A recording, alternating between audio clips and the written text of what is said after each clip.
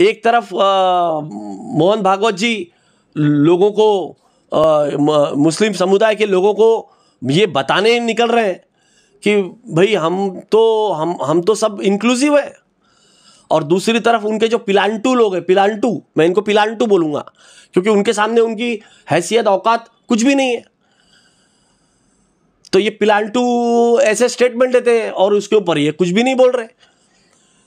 अगर ऐसे स्टेटमेंट उनको नामंजूर है तो उस ऐसे व्यक्ति को तुरंत बाहर निकाल देना चाहिए, तुरंत पार्टी से बर्खास्त करना चाहिए। तो आप बर्खास्त नहीं कर रहे हो, इसका मतलब यह है कि आप उसको मंजूरी दे रहे हो, आप उसको साथ दे रहे हो कि भैया हाँ बढ़िया है, तूने बढ़िया किया, चलने दे, हम तेरे साथ हैं, हम तेरे ऊपर कोई ऑफेंस नहीं रजिस्टर होने देंगे, हम तेरे खिलाफ कुछ भी नहीं होने देंगे। और यही चीज लगातार हुई है पिछले कई सालों में।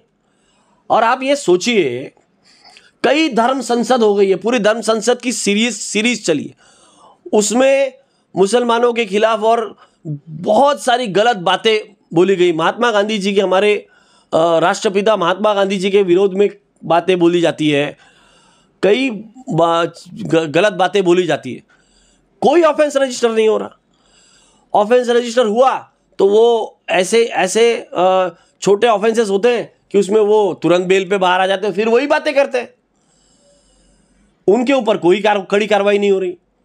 आपके कई ऐसे यति नरसिम्हानंदन जैसे बहुत सारे किरदार हैं जो यही काम करने के लिए उनको बोला गया है कि ये आप लगातार करते रहिए।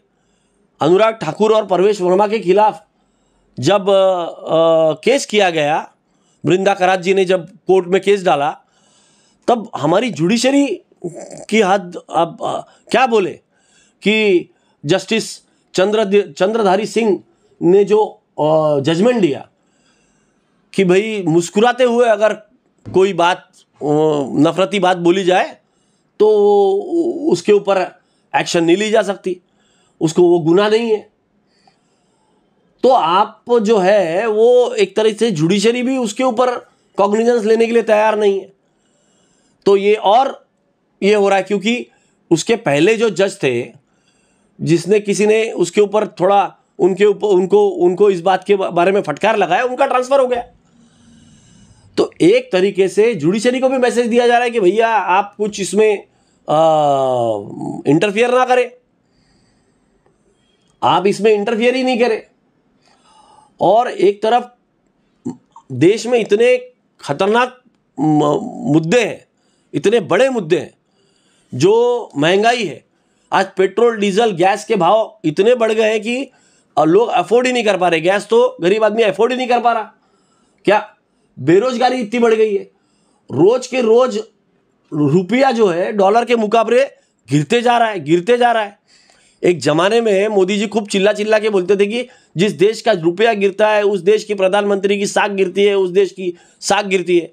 अब कहाँ गया वो? तो पानी अंदर घुस गया, अभी वो तो गड्ढे में चला गया। अभी रुपया अभी 83 क्रॉस कर जाएगा, 82.83 का लेवल रुपये का आ गया है। अराजकता फैल रही है, बेरोजगारी बढ़ते जा रही है, देश की इकोनॉमी जो है वो पूरी तरह से डूब रही है। तो ये मुद्दों पे से ध्यान हटाने के लिए रोज हिंदू मुस्लिम किया जाएगा, और ये इनके जो पिलांटू लोग हैं ये रोज हिंदू मुस्लिम करेंगे, और मोदी जी जैसे नेता सबका साथ सबका विकास का नारा लगाएंगे, ताकि लोगों का ध्यान भटकता रहे, लोग असली मुद्दों से दूर हो जाए। आज हम भी जो यहाँ पे बात कर रहे हैं वो इसलिए कर रहे हैं कि ये सब हो रहा है। महंगाई, बेरोजगारी, इन मुद्दों को छोड़ के ये बातें क्यों निकल रही है? क्योंकि वो अपने चीज में सक्सेसफुल हो रहे हैं कि बेरोजगारी, महंगाई, ये गैस, पेट्रोल, डीजल, टैक्स, ये पिछले 2 साल में 1.5 गुना, पिछले 2 साल में जीएसटी का कलेक्शन 1.5 गुना हो गया। तो 1.5 गुना कलेक्शन है ना, आप 1.5 गुना 56%, 50% ऊपर टैक्स ले रहे हो लोगों से। क्या आपने 2 साल में यानी आज अक्टूबर 2022 है, क्या आपने अक्टूबर 2020 से 2022 में लोगों की आमदनी 1.5 गुना कर दी?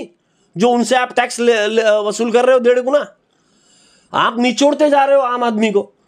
आप चाहते हो कि वो आदमी अपने रोजी रोटी के ऊपर कुछ सोच ही नहीं सके, क्योंकि वो आदमी अगर अपने रोजी रोटी के ऊपर सोचेगा, पेट के ऊपर सोचेगा, तो वो सोचने लगेगा कि मेरे साथ में अन्याय हो रहा है, देश की सरकार मुझे मार रही है। इसके पहले की सरकारें अच्छी थी, जिन्होंने मुझे जीने का मौका दिया, जिन्होंने मुझे घर बनाने का मौका दिया, मुझे कुछ पैसा बचत करने का मौका दिया।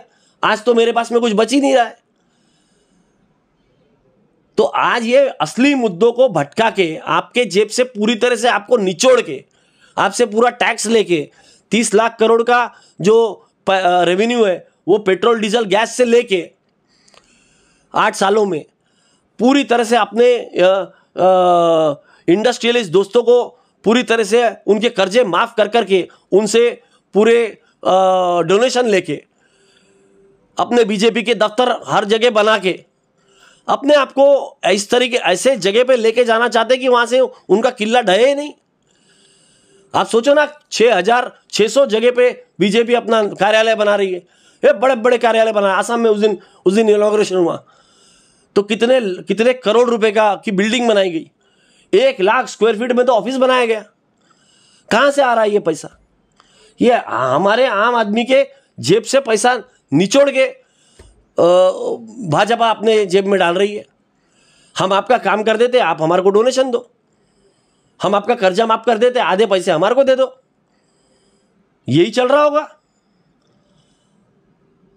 तो आज ये जो दिख रहा है हमें कि एक तरफ बड़े नेता नारे देते हैं सबका साथ सबका विकास, और मोहन भागवत जी जैसे आरएसएस के सरसंचालक मुस्लिम लोगों को इंक्लूसिविटी की बात करते हैं, और उनके जो लोग हैं वो नीचे में क्या खेल कर रहे हैं, उनके ऊपर कोई ऑफेंस रजिस्टर नहीं हो रहा है। ये मैं आपको बताना चाहता था कि क्या इसके पीछे की मंशा है, क्या ये इनका दोहरा चरित्र, दोहरा चेहरा है।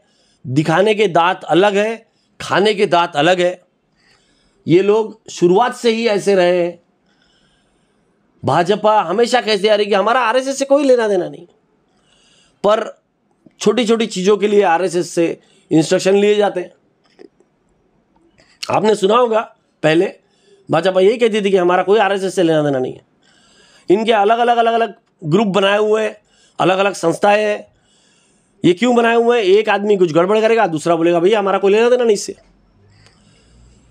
तो ये सब चल रहा है, और इसको आम जनता को समझना पड़ेगा कि ये कोई एक व्यक्ति के ऊपर आके नहीं रुकेगा, एक समुदाय के ऊपर आके नहीं रुकेगा। अभी हिंदू मुस्लिम होगा, बाद में दलित और सवर्ण होगा, तो इसमें एक भी व्यक्ति छोड़ा नहीं जाएगा। क्रिश्चियन हो गए, पंजाबी हो गए, सिख हो गए, सब हो गए, ये सब एक के बाद में एक का सबका नंबर आएगा। ये इससे सावधान रहे। एडवोकेट अक्षय समर्थ, महाराष्ट्र के नागपुर से आपके प्रश्नों के जवाब देने के, और आपको बधाई देता हूं कि आप ऐसे कठिन मुद्दों के ऊपर मुझसे ये बात करने की आप ताकत रखते हैं। धन्यवाद।